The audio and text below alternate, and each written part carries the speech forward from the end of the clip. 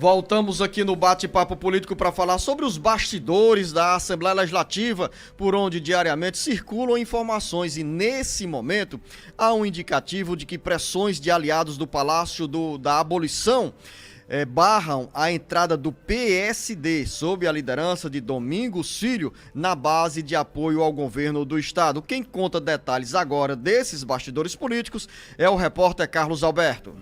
As informações dos bastidores da Assembleia Legislativa apontam que pode ter entrado água nas articulações do ex-vice-governador Domingos Filho com o Palácio da Abolição.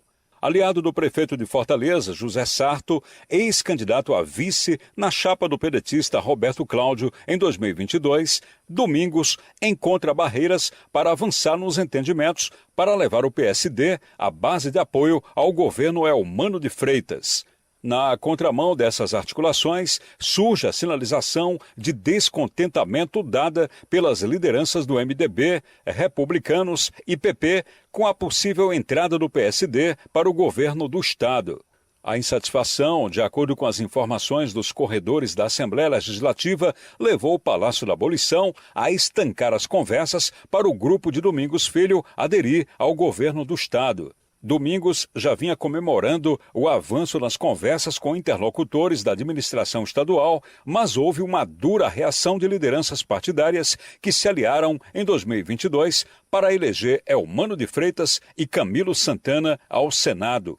O argumento dessas lideranças é de que nas eleições de 2022, Domingos estava na chapa de Roberto Cláudio. Foi ácido nas críticas à então governadora Isolda Sela, a quem acusou de cooptar prefeitos para apoiarem as candidaturas de Eumano ao governo e de Camilo ao Senado. E no atual cenário, com apenas um voto na Assembleia Legislativa, o PSD pouco acrescentaria à base parlamentar governista. O PSD ocupa 3 cadeiras na Assembleia Legislativa: Fernando Hugo, Lucílvio Girão e Gabriela Aguiar, sendo que nesse bloco, Domingos, com segurança, tem apenas o voto da filha.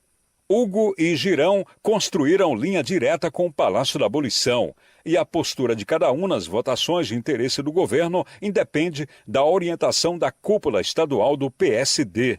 Com informações dos bastidores políticos, Carlos Alberto. E de onde vêm essas ponderações ou mesmo pressões, jornalista Beto Almeida, para o PSD não se integrar à base de apoio ao Palácio da Abolição? O Carlos Alberto já nos antecipou algumas informações dos bastidores políticos e nesta agenda estão como lideranças partidárias que não gostariam de ver o PSD nesse grupo de apoio ao governo, uma vez que o PSD esteve na oposição ao governo do Estado, à gestão de Isolda Sela e também, do outro lado, na composição da chapa com o PDT na disputa pelo governo do Estado. E nesse cenário tem manifestações, tem ponderações do presidente regional do MDB, deputado federal Eunício Oliveira, do presidente regional do Republicanos, Chiquinho Feitosa, que no ano passado rompeu com o PSDB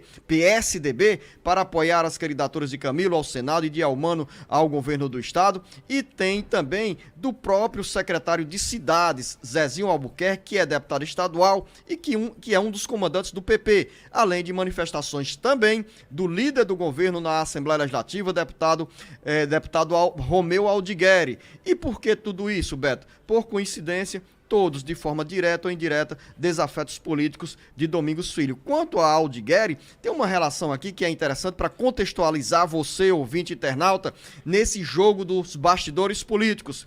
Romeu Aldigueri é adversário político de Sérgio Aguiar, que em 2017 criou dificuldades para a base governista, enfrentando a candidatura à reeleição de Zezinho Albuquerque à presidência da Assembleia Legislativa.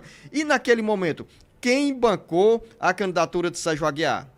Justamente o então presidente do Tribunal de Contas dos Municípios, Domingos Filho. E hoje Aldigueri sentiria o desconforto de ter um adversário político, no caso Sérgio Aguiar, sendo fortalecido na base de apoio ao governo, caso Domingos Filho com o PSD entrasse para o governo do estado, para a área do Palácio da Abolição.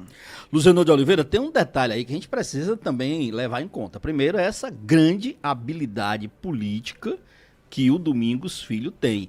Ele, antes mesmo dessa última articulação aí, ele já tinha dito o seguinte: o PSD não fará oposição ao governo Elmano. Tanto é que o partido hoje faz parte do blocão de apoio ao governo aqui na Assembleia Legislativa. E ele usa um argumento que tem sim sua razoabilidade. Ele diz o seguinte: seria contraditório integrar, fazer parte de um bloco no Poder Legislativo, que é liderado inclusive pelo PT, e não apoiar o Executivo.